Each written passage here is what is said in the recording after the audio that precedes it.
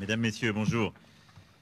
Cher Président, cher Félix, je suis très heureux de vous accueillir aujourd'hui à Paris, en tant évidemment que le président de votre pays, après des échéances politiques intérieures importantes et franchies avec succès, dont je vous félicite parce qu'elles sont une étape importante de la modernisation de la vie démocratique, politique, RDC, et de votre volonté d'aller de l'avant, mais aussi en tant que président de l'Union africaine et partenaire stratégique de la France. Nous étions avec le président Tshisekedi il y a quelques jours au Tchad, à N'Djamena, pour rendre hommage au président défunt Idriss Déby et pour soutenir un processus de transition qui doit ouvrir la voie de la démocratie et de la stabilité du Tchad.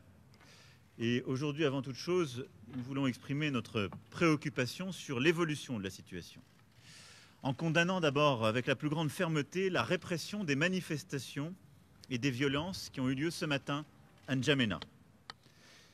Nous appelons au respect des engagements qui ont été pris par le Conseil militaire de transition, celui d'une transition pacifique, inclusive sur le plan politique. Et je veux être ici très clair, j'ai apporté mon soutien à l'intégrité et la stabilité du Tchad très clairement à N'Djamena. Je suis pour une transition pacifique, démocratique, inclusive. Je ne suis pas pour un plan de succession. Et la France ne sera jamais aux côtés de celles et ceux qui forment ce projet. Le temps est venu de lancer un dialogue politique national ouvert à tous les Tchadiens. C'est ce qui est attendu aujourd'hui du Conseil militaire de transition et c'est la condition même de notre soutien. Et je veux ici dire que nous resterons engagés aux côtés de l'Union africaine, que préside le président Tshisekedi cette année, aux côtés aussi du G5 Sahel, et je veux saluer l'effort des présidents du G5 Sahel qui ont aussi œuvré à cette médiation avec beaucoup de force, et il faut que dans les prochains jours nous puissions rétablir la situation qui aujourd'hui me préoccupe très fortement. Au-delà de ce sujet, notre coopération est évidemment riche de beaucoup de dossiers bilatéraux que nous allons évoquer dans quelques instants.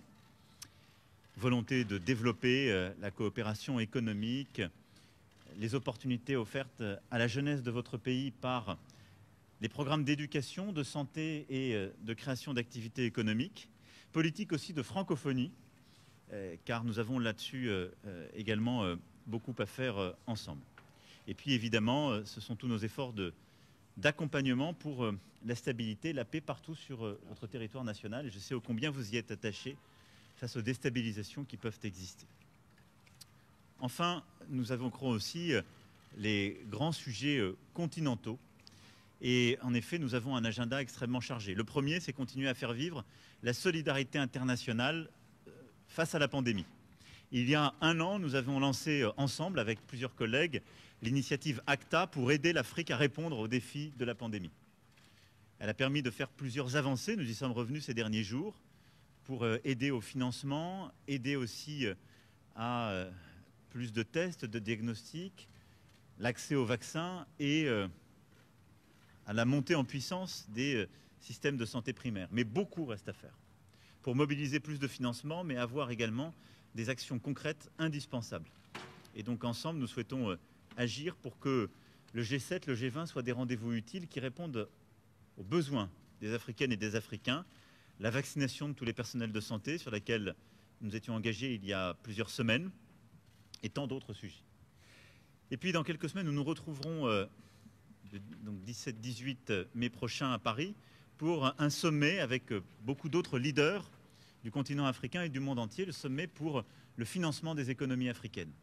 Et je veux ici que chacun ait bien en tête le choc, pas simplement sanitaire, mais économique, que le continent africain subit depuis 2020. C'est un ralentissement profond, très fort, l'année dernière et encore cette année, dans un continent qui est en pleine expansion démographique. Et nous ne pouvons pas faire, en quelque sorte, comme si nous pouvions continuer avec les recettes d'hier. L'Europe a une réponse exceptionnelle, une politique monétaire inédite, une réponse budgétaire qui s'est traduite en juillet dernier avec un plan de relance historique. Les États-Unis d'Amérique ont annoncé un plan fédéral inédit et une des politiques monétaires les plus accommodantes. Et nous sommes en train collectivement d'abandonner l'Afrique à des solutions qui datent des années 60. Je me félicite qu'on puisse avancer, nous allons pousser pour le faire, mais nous devons absolument inventer pour le 17-18 mai prochain un New Deal du financement de l'Afrique, c'est-à-dire des solutions profondément novatrices, une échelle d'ambition qui corresponde à ce que nous sommes en train de vivre.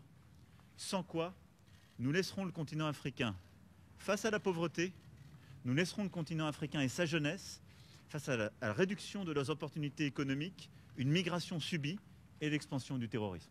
Et cela, je ne veux pas m'y résoudre.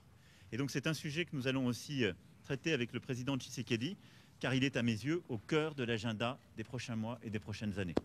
Pour toutes ces raisons, cher Félix, cher président, merci d'être à Paris aujourd'hui. Et encore bravo pour les succès obtenus dans ton pays et sur le continent. Merci, président. Merci beaucoup, monsieur le président, cher Emmanuel, merci. Merci de me recevoir si rapidement à Paris pour parler des choses que vous avez entendues. Sur le Tchad, nous avons parfaitement le même entendement. Il faut très vite revenir à l'ordre démocratique. Je reste dans la droite ligne de ce que j'ai dit dans mon discours à N'Djamena. Nous soutenons évidemment la stabilité actuelle, mais à condition qu'ils aillent très vite vers la consolidation de la démocratie, des institutions démocratiques.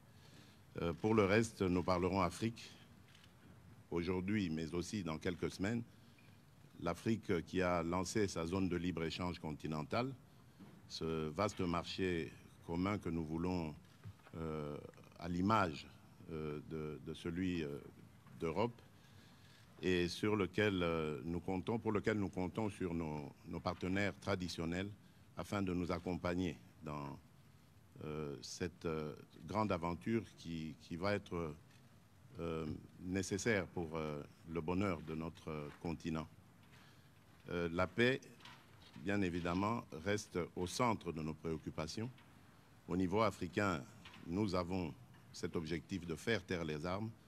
Voilà pourquoi je ne me lasserai jamais de sensibiliser la communauté internationale par rapport à des zones de violence en Afrique, et particulièrement dans mon pays, la République démocratique du Congo, à l'Est, où il s'est créé maintenant un groupe à tendance islamiste, au discours islamiste et aux méthodes islamistes, et qui sème la terreur auprès de nos populations.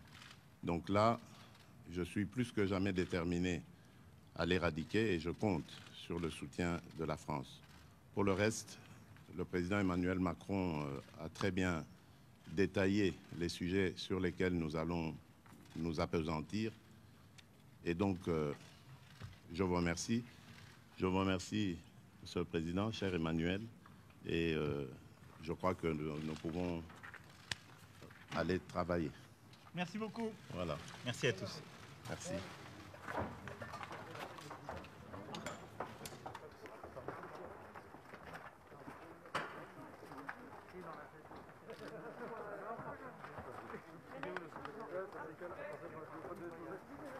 Ouais, enfin, même